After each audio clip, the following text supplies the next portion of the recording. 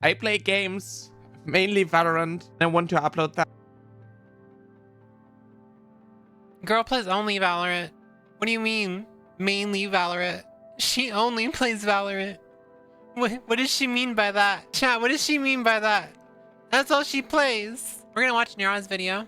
I'm guessing, is she... Okay, so I believe she's talking about, just based on this title, the title alone, I just clicked into this, but I didn't actually watch it yet. The title alone tells me that this is going to be about how... Is it gonna be about how the fact that she feels like she can only say the same things over and over again? And eventually she runs out of things to say, but maybe advocacy has a problem because you have to like attach yourself to drama sometimes to even get noticed. There's my guess. There's my guess of what the video's about. That's what my guess of the video's about. Watch it and find out. Okay, we're watching. We're watching, chat. We're watching. I haven't uploaded in weeks, and my channel has been pretty dormant. And Did she say weeks? Has it really been weeks since she's uploaded? Has it not been like a week? a major part of it is You pre-watched it? There's no way you perfectly guessed it? I never pre-watch anything. I'm struggling with uploading trans content. I think as a content creator who does, you know, trans stuff, who talks about being trans, who has shared their entire transitioning journey. You know, I've been doing this for a couple of years now, sharing everything that I have been dealing with, all of like the pain, the hardship, the mistakes that I have made. I shared everything, and I'm finding myself at this weird point where I'm struggling to come up with something new without repeating the same. I'm kind of afraid of this happening to me too, so that's why I've started to divvy off and talk about other things. That's why I did like an entire video about like Amazing Digital Circus, because I don't want to just talk about trans topics. If you look at my fucking YouTube feed, it's like nothing but the trans flag on like every video. Like every video that's gotten attention, besides the drama ones, has just been trans stuff. And it's like, I love the fact that I can talk about like my experience as a trans woman, and I can like go through and, you know, inspire people, because, you know, I've had a very, very impressive transition, and I've gone through a lot of struggles that other people have also gone through. And I just like try to be relatable. But I'm also afraid that eventually I'm going to run into the same problem that Yara's having here, and you just run out of things to talk about. So I'm definitely going to start divvying more into like just talking about like my life in general, like experiences in my life. I'll talk more about my kids probably, and, you know, just try to veer off and not just get stuck in the same cycle, because it can be demoralizing trying to stick to a niche that has a limit to the amount of content you can make about it without it being like circular. Points over and over again, because as like somebody who does trans content, the main videos that you will find are those for people who are figuring themselves out, who want to learn more about trans people, especially like the early stages of transitioning, and those who do like meme reviews, right? Like I have made videos about the process of getting my legal name changed. When I was doing, I have shared the mistakes that my endocrinologist has made when it comes to prescribing me the wrong dosage. That actually just gave me a great idea about talking about how I had to experience, I won't talk about it now, but there's like great videos about like experiences I had to deal with and the hardships I had to overcome to actually successfully get my surgery, because I don't think I've ever actually talked about like fully like the process I went through and stuff. So that sounds like a good video idea. Thank you, Nara. Thank you. Thanks, Nara. Essentially went through menopause for such a long time. I've talked about gender stereotypes and how our gender identity is not determined by the clothes that we are wearing. I've talked about what it's like to grow up as somebody who knew that they were trans early on but didn't have like the proper research, the proper resources and supportive environment to actually start transitioning. I cannot relate whatsoever. I can't relate whatsoever, because I didn't know I was trans. I just thought it was normal. I just thought it was like normal like everyone else. I didn't think I was any different.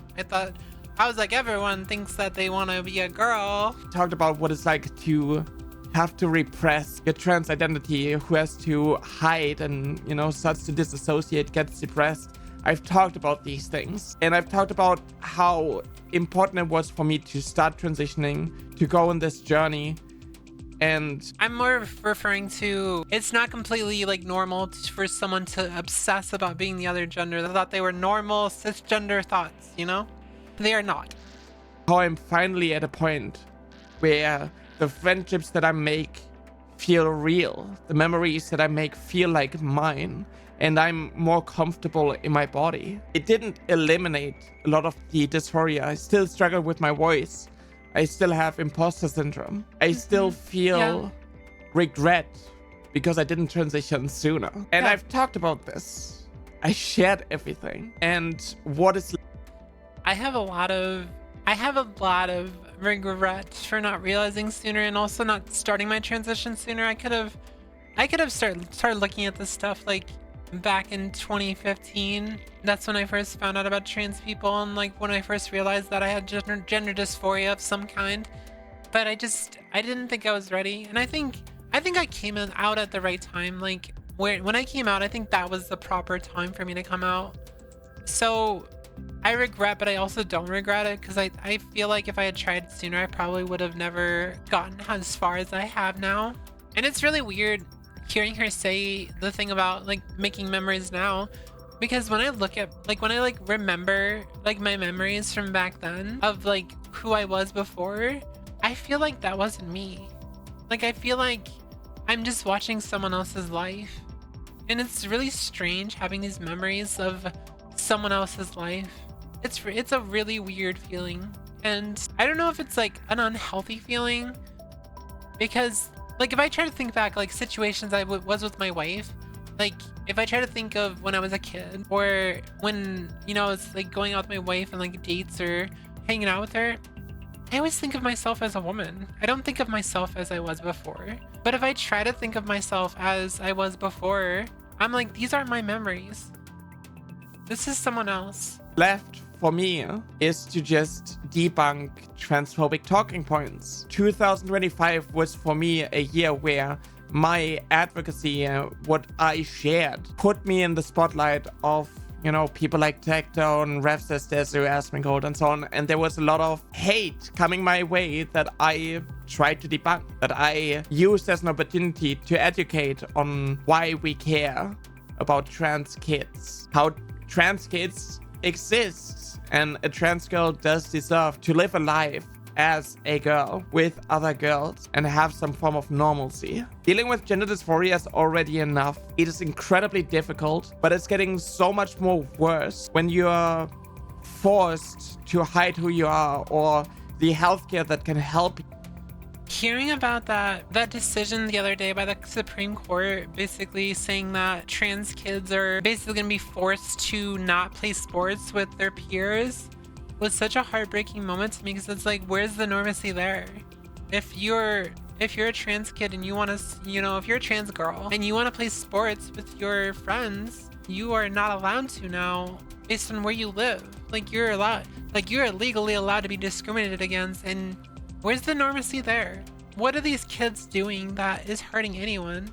It's so heartbreaking. You is being taken away, and people ostracize you, other you, the microaggressions, the transphobic language that has been so normalized that even allies are using it. You know, this is kind of like what is happening every single day. That is something that I can talk about, but it's negativity. It is always just negativity, and it comes down to the same transphobic rhetoric over and over again. When like the Supreme Court rules that trans people do not have a right to live as their gender, and all of the cruelty that comes from this, all of like the hatred that we need to endure, all of like these ultra conservative who are...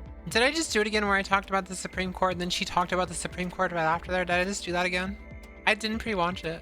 Boosting this transphobic rhetoric because they want to keep up this capitalistic reproductive apparatus where the way that you were born dictates your role, your place in society, and how your life is going to look like, what your interests are, what your profession should be, how you should be a mother or, you know, father. Like all of like these things should be like determined at birth when a doctor observes your sex. That is what they want to uphold.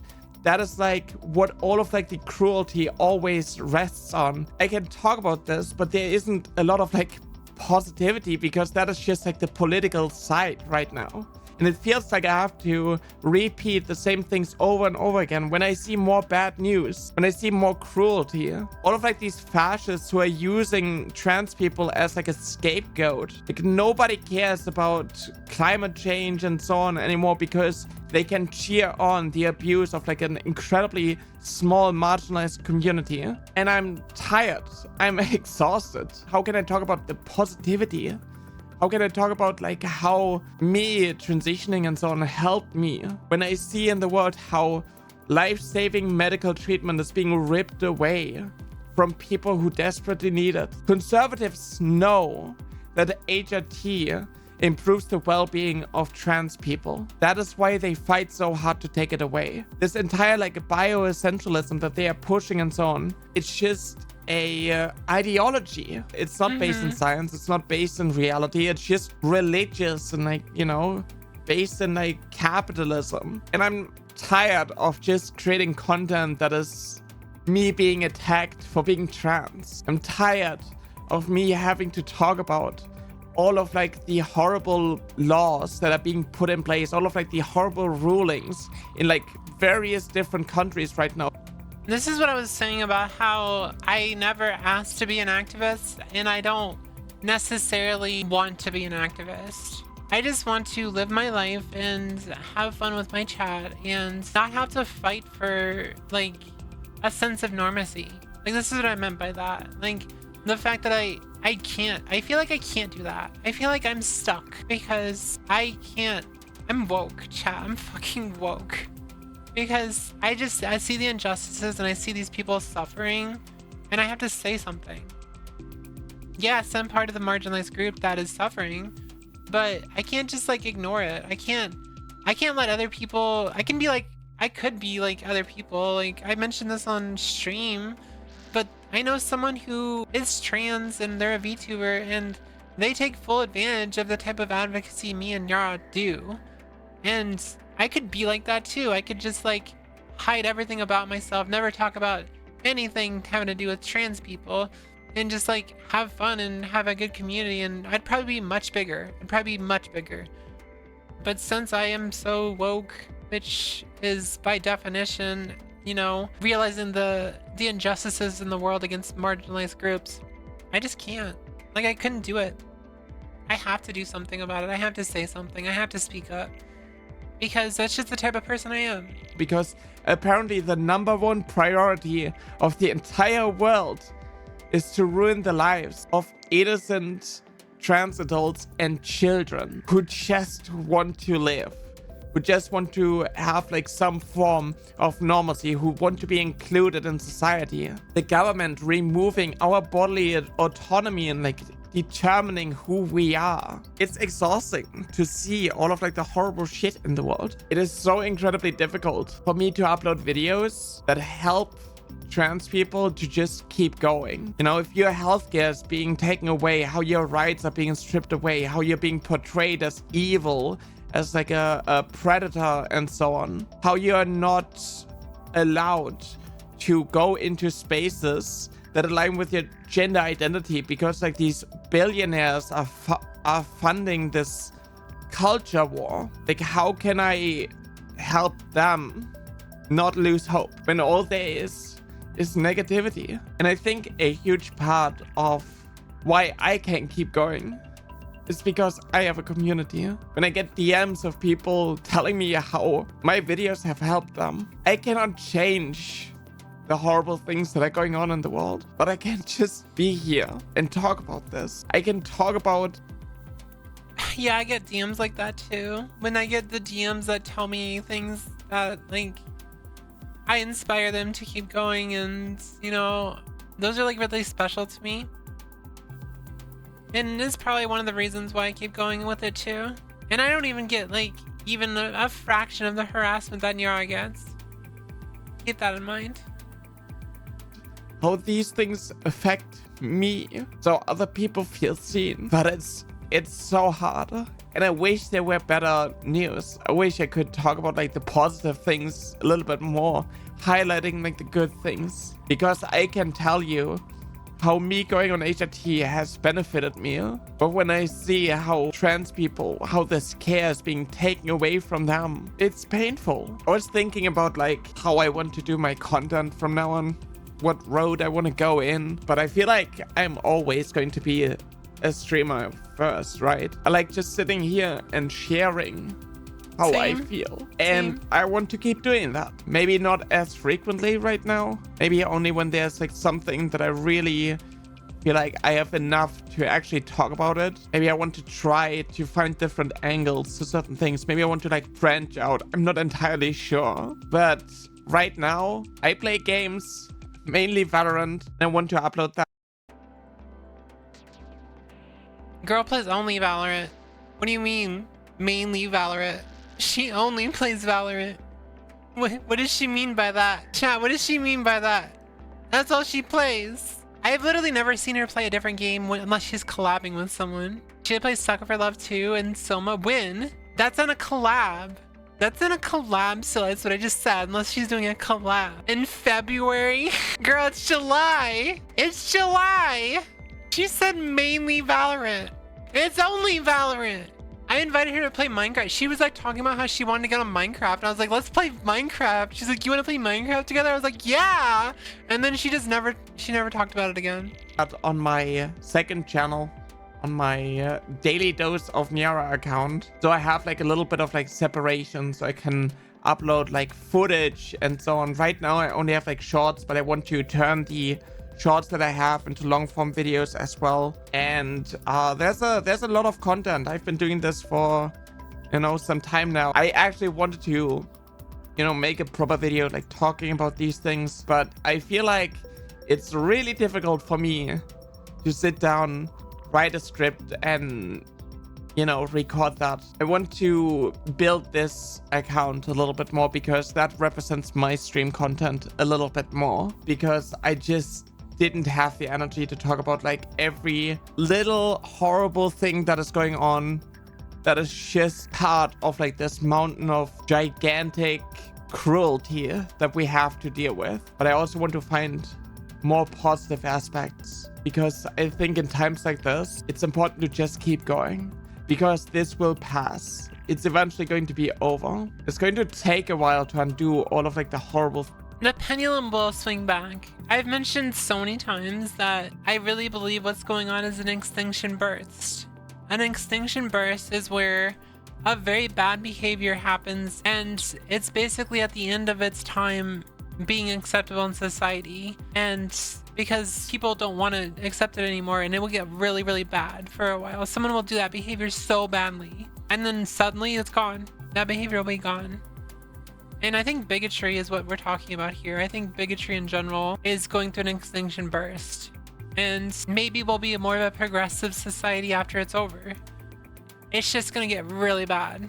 And it's gonna get so much worse. But afterwards, it should get a lot better. That's my hope.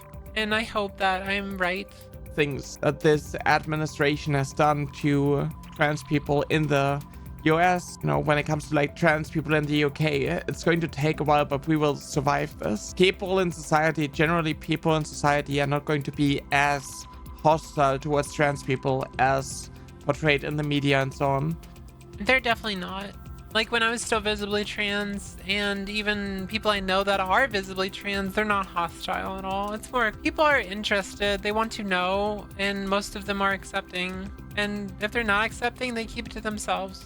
It might be a little different depending where you live, but like most like major like bigger cities are usually more progressive, and it's usually like the small towns that are more like conservative when it comes to like social media and whatnot. But it's really difficult to make content once you set everything there is about your journey, and all that's left is just talking about the news or being attacked by some slop tubers who use you as an opportunity to make more money. She made a good video here. I understand she wanted to move away from this stuff as much, and let me link that. There you go. Here's the video. Very good video. That was like, I wasn't quite on the nose, but it was close. She's pink and she's glowing. Her hair stays flowing and she drops hot takes like she just don't care. Your precious lady is about to arrive. Wouldn't advise getting on her bad side. Don't know if she has talent, but she just might. Everybody questioning who the best druid around is. Like who is? It's the pretty pink icon. Whooith.